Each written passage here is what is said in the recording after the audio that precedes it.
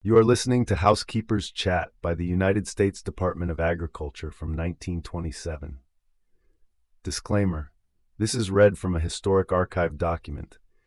Do not assume content reflects current scientific knowledge, policies, or practices. This broadcast was aired on Friday, the 4th of February of 1927. A number of questions which trouble the homemaker are answered by Aunt Sammy today. The two recipes for beef hash and date pudding were developed in the United States Bureau of Home Economics.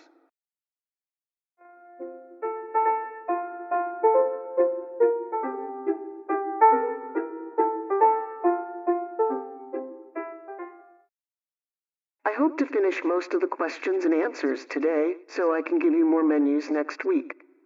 I have a good old-fashioned dinner planned for Monday.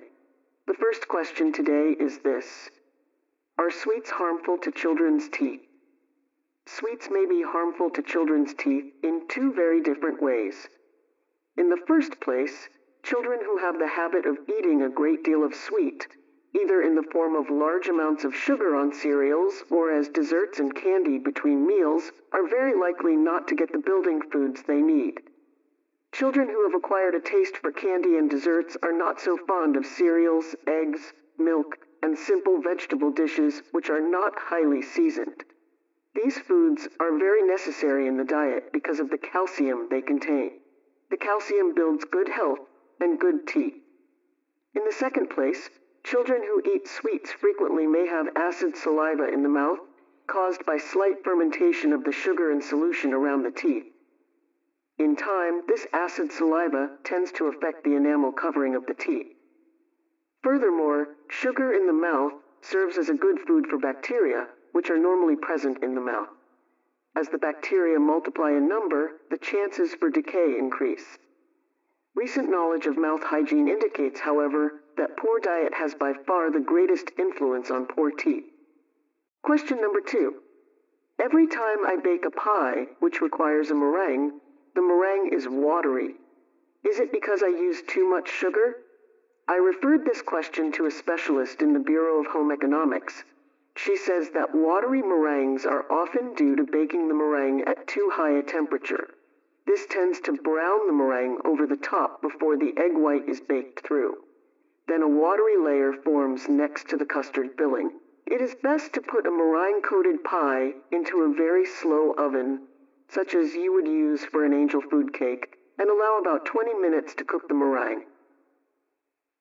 Third question: will you please suggest 2 or 3 attractive vegetable salads which can be made by those of us who depend on canned and stored vegetables and fruits?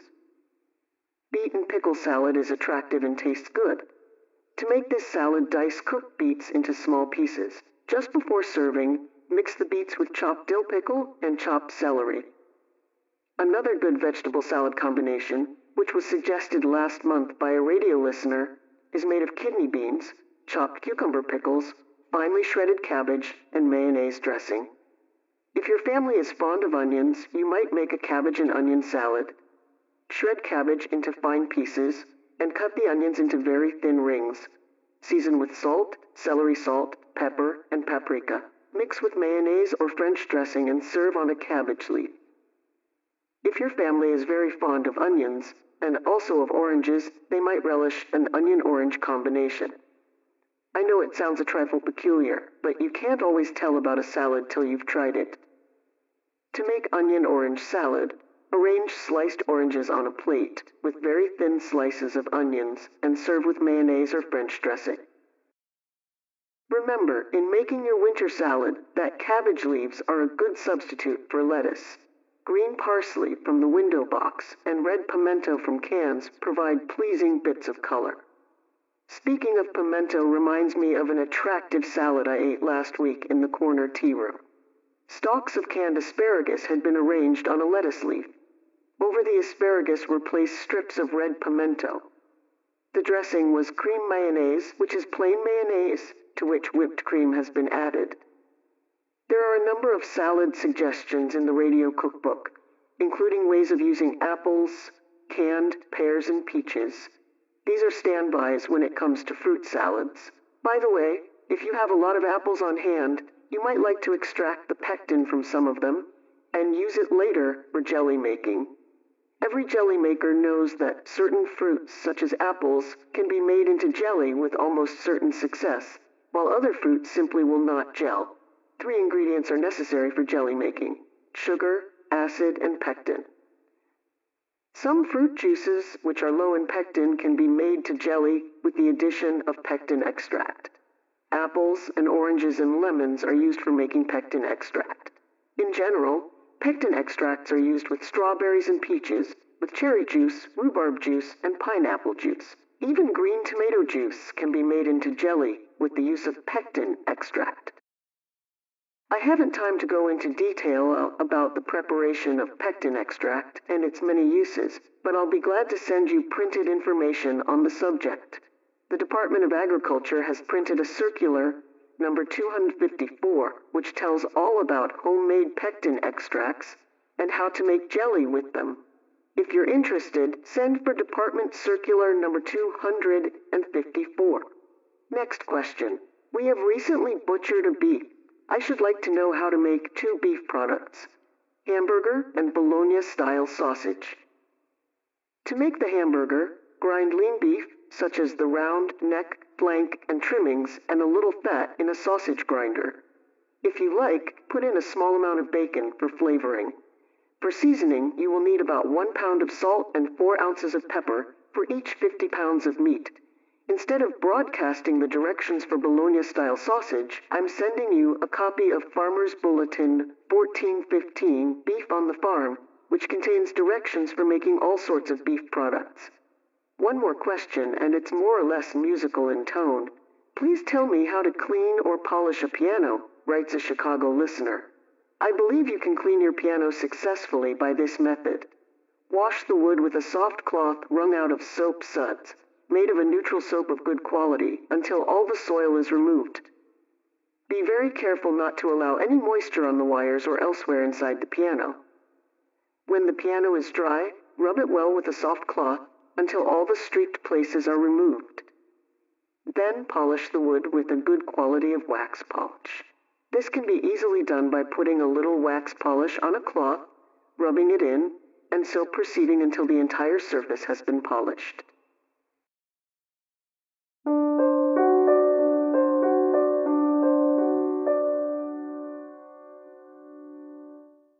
Now, if the baby will keep out of mischief, and your neighbor won't take this particular moment to run in and borrow the meat chopper, I'll give you 2 recipes which has been requested.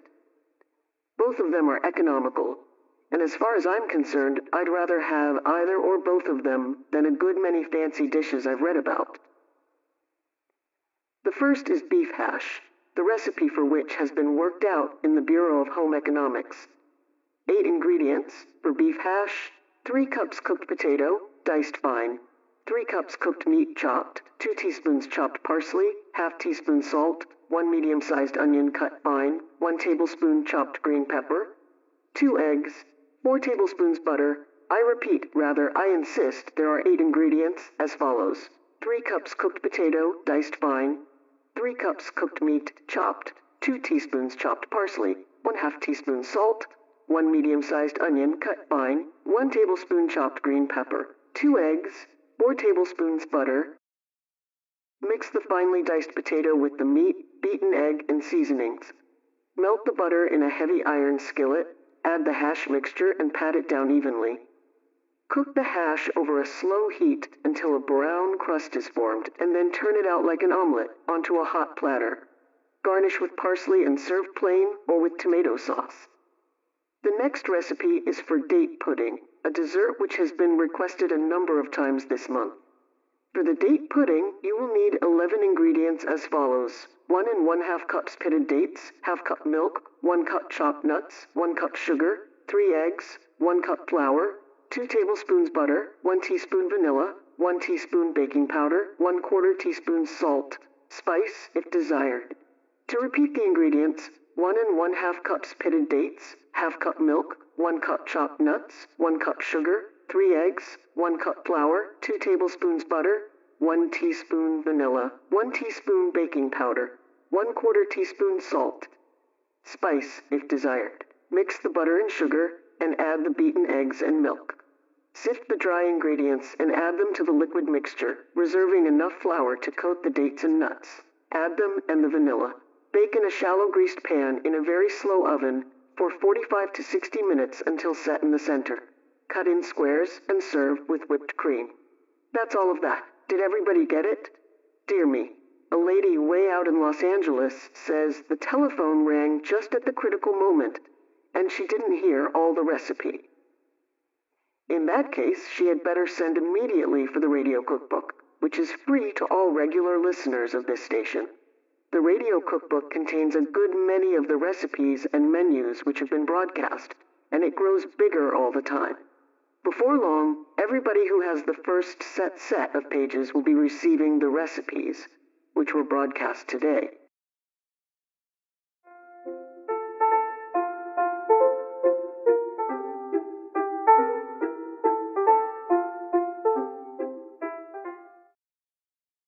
This broadcast was researched and produced by BreakAway Empire LLC.